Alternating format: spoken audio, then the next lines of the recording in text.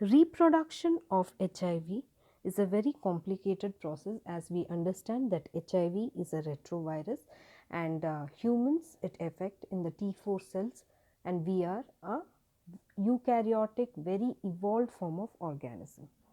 So, let us understand how do they reproduce. In the given complete diagram, we understand a complete structuring and how the process continues. It is a 5-marker question which comes in PU board. Assume now that this particular part here is the cell. Which cell? It is a T4 lymphocyte cell. This is a host cell which is very specific for human immunodeficiency virus. Now, in the previous concept video, you have read about the structure of the HIV virus. You understand that HIV virus has two glycoprotein, glycoprotein 40 and glycoprotein 120. Now, glycoprotein 120 looks something like this. This bubble like structure is glycoprotein 120 and the stalk or the spike is glycoprotein 40. This glycoprotein 120 has an affinity towards CDR4 receptors, CDR4 receptors.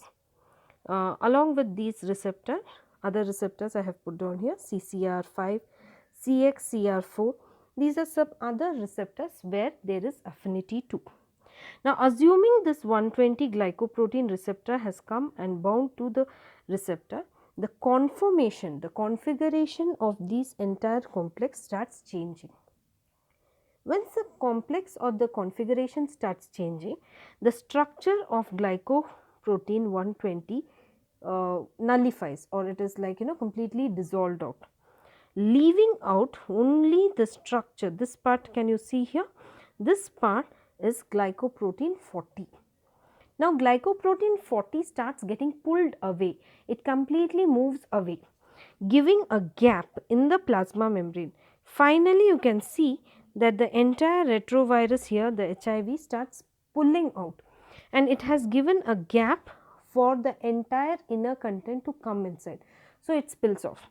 What are the inner content then? You can see you have the mRNA, you have the enzymes such as reverse transcriptase, integrase and protease. These are the 3 enzymes and 3 important processes we can be expecting. So, first and foremost, the process is reverse transcriptase. So, reverse transcriptase, as I told you earlier, was identified by Temin in the process of reverse transcription.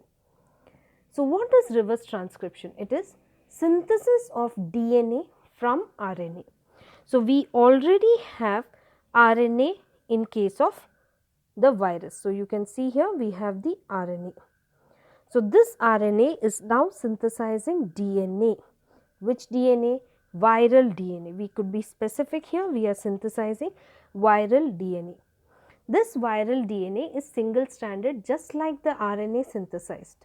So, it replicates.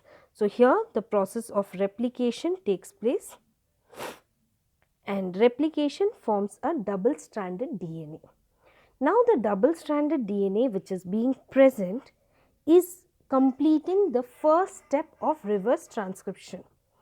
Now, in the second step, we see exhibiting the process of integrase enzyme. So, you can see the second step here. So, integrase enzyme come into action. What is the function of integrase enzyme? I told you, integrase enzyme helps the viral genome to club together, to fuse together with the host genome.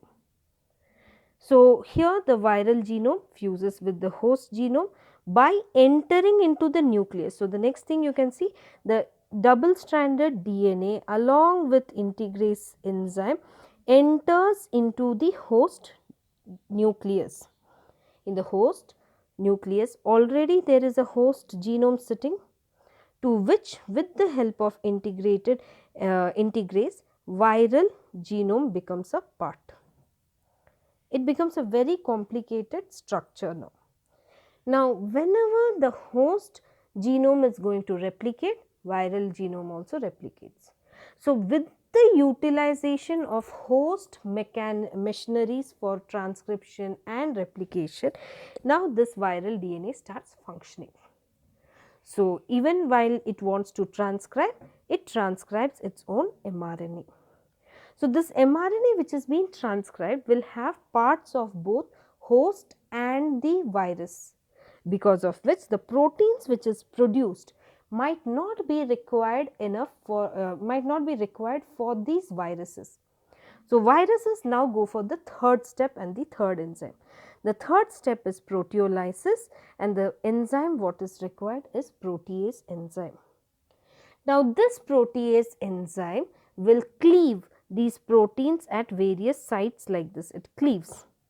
Now, the smaller proteins which comes out, in that there is hidden viral proteins such as capsid. So, now we have the capsid through the transcription, we have the mRNA through the process of transcription. So, we have mRNA, we have the capsid. What is the step after this? The left out step is that we need some glycoproteins to form envelope. For the production of glycoproteins, they use the help of endoplasmic reticulum. Endoplasmic reticulum, these are the endoplasmic reticulum here.